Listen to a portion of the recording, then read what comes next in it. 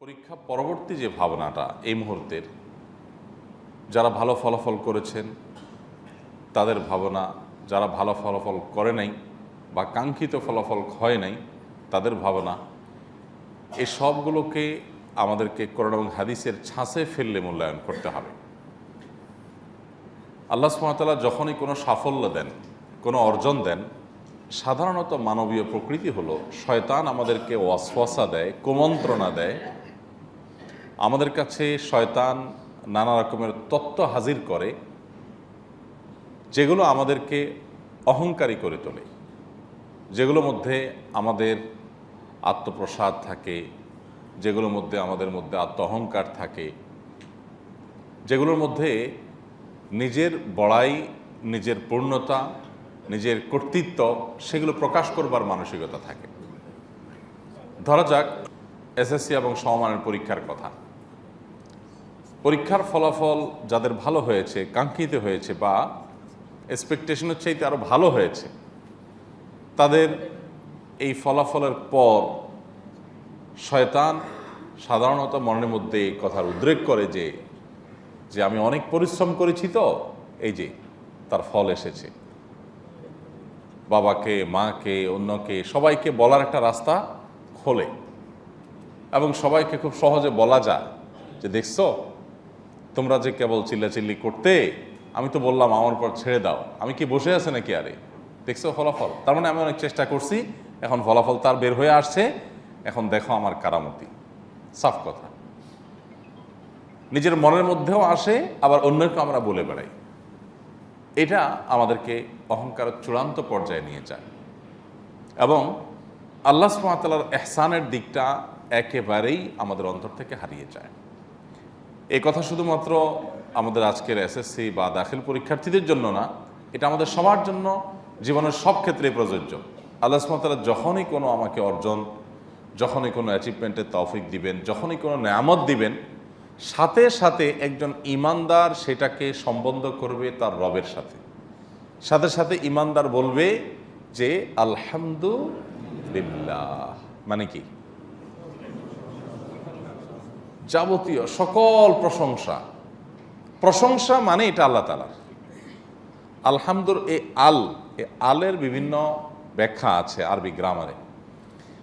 আল্লামা জামখশরীর একটা ব্যাখ্যা আছে অত্যন্ত চমকপ্রদ, সেটা হলো আল, এই আলিফ লামটা আরবি গ্রামারের ছাত্ররা বুঝবে, এটা ইস্তেগরাকি যেমন হতে পারে, জিনসি হতে পারে। ইস্তেগরাকি হলে তার অর্থ হবে সকল প্রশংসা আল্লাহ তাআলার, আর এই আলটা যখন জিনসি হবে আরবি গ্রামার অনুযায়ী, তখন তার অর্থ দাঁড়াবে প্রশংসা আল্লাহ তাআলার, মানে প্রশংসা মাত্রই আল্লাহ তাআলার। প্রশংসা আল্লাহ ছাড়া কারো হতে পারে না।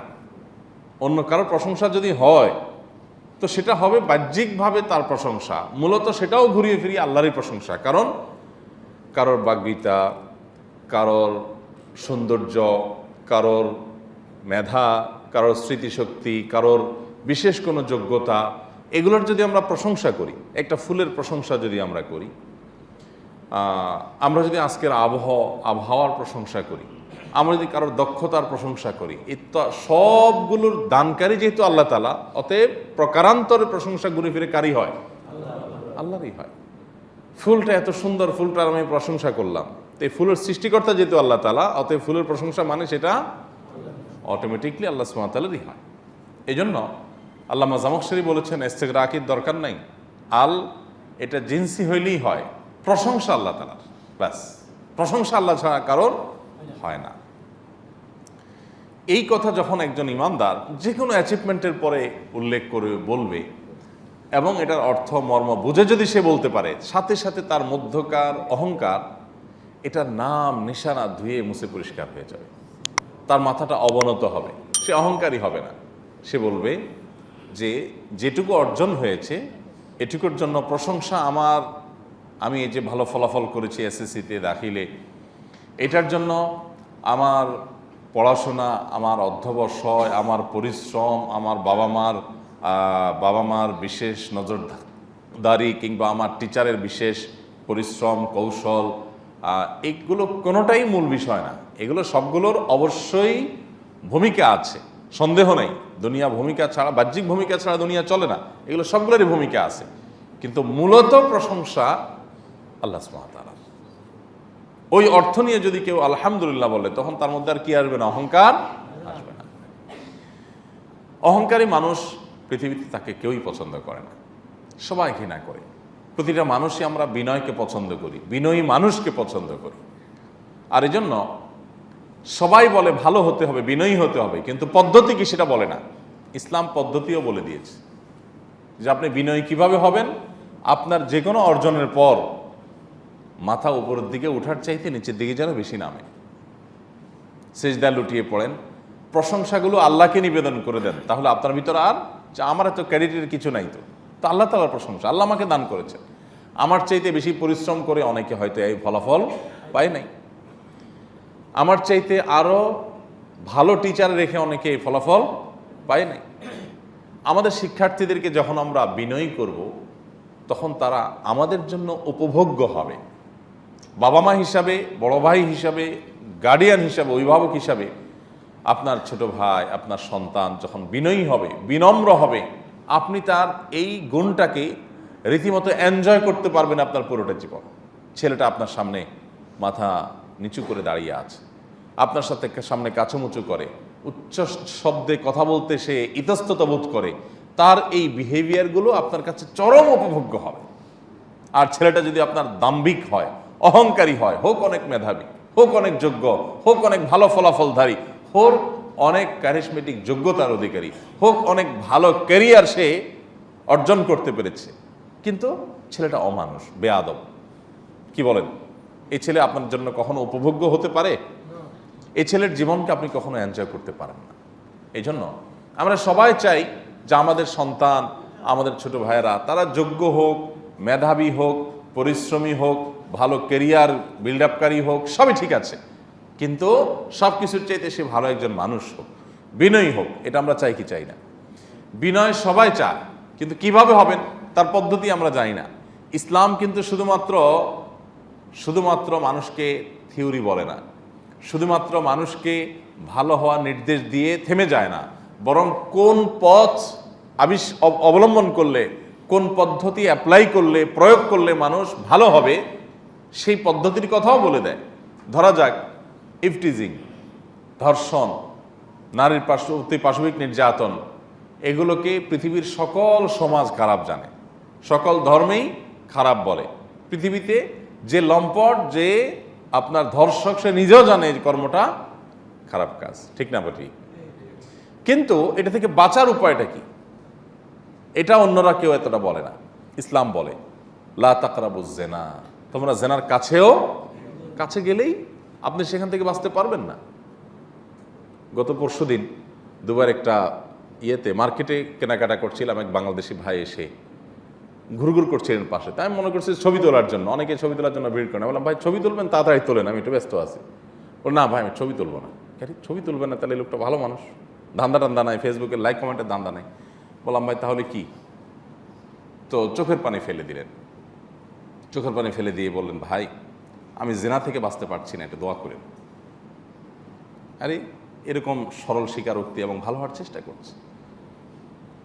তো বললেন যে ভাই রাত শেষে যখন ওলামাদের আলোচনা শুনি, বক্তব্য শুনি, তখন নিজের মধ্যে অনুশোচনা বোধটা জেগে ওঠে। দুই সন্তান আছে দেশে, বিবাহিত মানুষ, অথচ আমি এই চক্কর থেকে কোনোভাবে বের হতে পারছি না। যা উপার্জন করি তা এখানে শেষ করে ফেলতে হয় এবং বের হতে পারছি না। চেষ্টা করছি, আমি সংগ্রাম করছি, কিন্তু পারছি না। কি করব বলেন?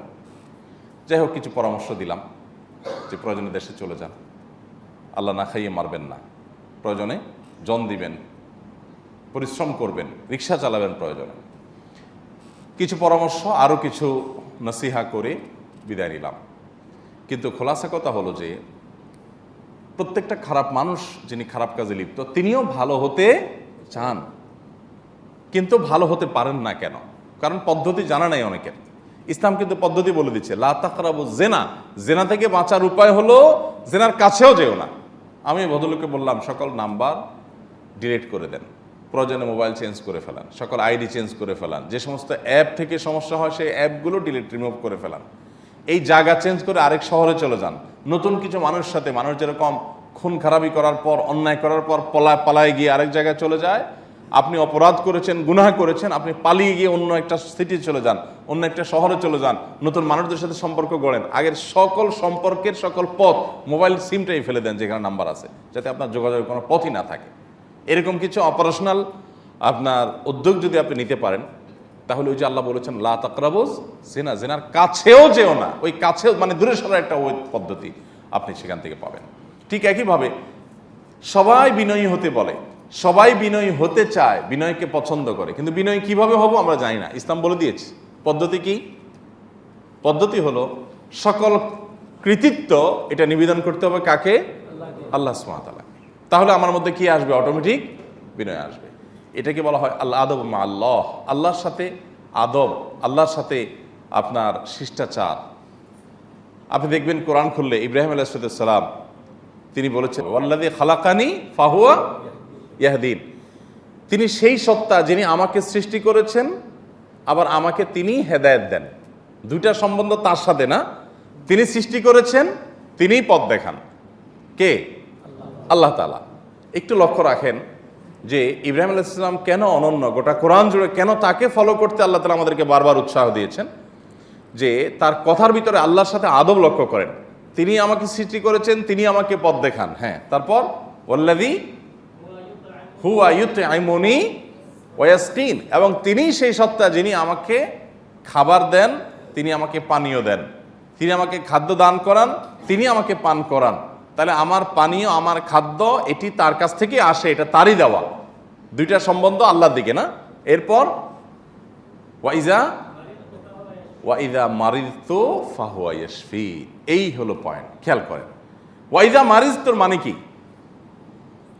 আমি যখন অসুস্থ হই, আমি যখন অসুস্থ হই, ফাহুয়া ইয়াশফিন, তিনি তখন সুস্থ করেন। সুবহানাল্লাহ। খেয়াল করেন, আগের সমস্ত বাক্যগুলোর সাথে মিল করে এখানেও হওয়া দরকার ছিল যে তিনি যখন আমাকে অসুস্থ করেন, তিনি আবার সুস্থ করেন। আগেরগুলা সবগুলা তিনি তিনি বলা হয়েছে না। তিনি সৃষ্টি করেন, তিনি হেদায়েত দেন, তিনি খাদ্য দান করেন, তিনিই পানীয় দান করেন। তাহলে এই আয়াতে এসেও বলা দরকার ছিল বাহ্যিকভাবে যে তিনি আমাকে অসুস্থ বানান, আবার তিনি আমাকে আরোগ্য দান করেন। তা না বলে এই আয়াতে এসে বলছে আমি যখন অসুস্থ হই, তিনি তখন সুস্থ করেন। সন্তানরা আদব লেহাজ শিখুক, এটা চান, কিন্তু কোরআন পড়াবেন না, হাদিস পড়াবেন না, কিভাবে হবে? আরে কোরআন হাদিস তো আদব লেহাজ শেখানোর কারখানা।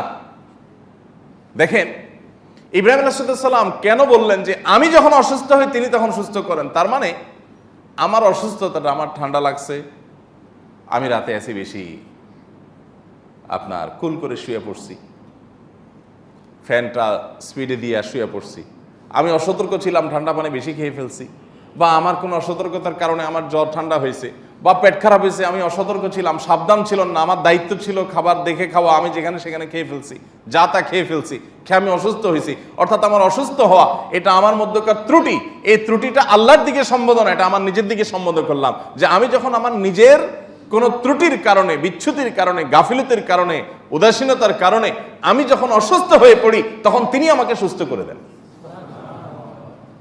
আদব দেখেন, লেহাজ দেখেন। সুবহানাল্লাহ। একটা সন্তান ঠিক একইভাবে যখন তার কর্তৃত্বটা বাবাকে দিবে, মাকে দিবে, আর ত্রুটিটা তার নিজের উপর নিবে, এই সন্তান উপভোগ্য হবে। এ অনেক বড় অফিসার না হলেও, এর অনেক বড় চেয়ার না থাকলেও, এর নিয়ে আপনি অনেক গাল গল্প দেওয়ার মতো কিছু না থাকলেও, আপনার পরিবারটা জীবন্ত একটা জান্নাতের টুকরো হবে। কারণ আপনার সন্তানটা আপনাকে এরকম রেসপেক্ট করে, আপনি এটা উপভোগ করবেন।